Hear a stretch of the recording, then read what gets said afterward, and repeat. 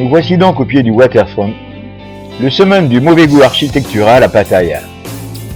Construit sur un minuscule terrain, cette sucette de 53 étages est adossée à la colline de Patapnak, point emblématique de la ville où sont implantées les 7 lettres géantes désignant Pattaya.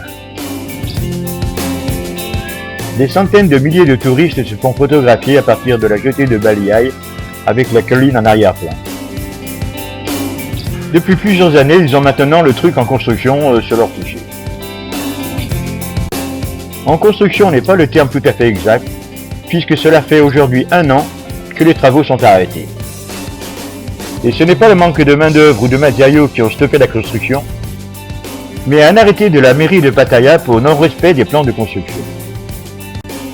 L'ombre du nouveau gouvernement plane sur cette décision, mais nous en reparlerons plus tard. Le titre de cet article est intitulé « Waterfront le cauchemar », pour plusieurs raisons.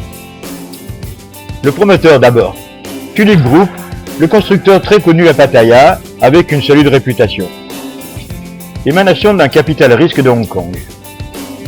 La confiance dont jouissait ce groupe va sortir bien égratigné de cette affaire.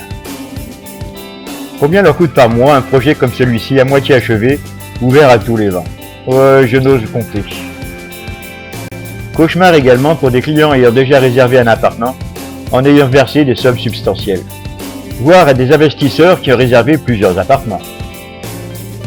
Dans le meilleur des cas, il va falloir plusieurs années avant qu'ils puissent prendre possession de leur logement.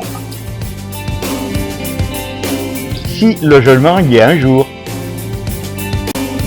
Cauchemar également pour les responsables de toute nature qui ont signé les permis de construire pour ce bâtiment de 53 étages, situé à 100 mètres de la mer, alors que la législation veut qu'il n'y ait pas plus de 20 étages.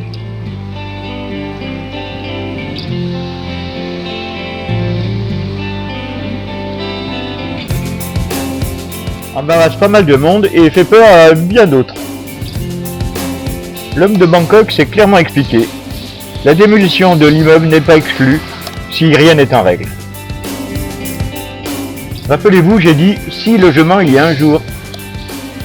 Mais malheureusement, dans tous les cas, on verra pendant encore très longtemps cet immeuble. Une longue bataille se prépare devant les tribunaux qui va durer, je pense, des années avant qu'une décision soit prise. Baliai avait déjà été défiguré par la construction de cette chose qui semble-t-il un parking et qui avait remplacé une petite place bien conviviale. Ça serait pas une mauvaise idée de le démolir aussi.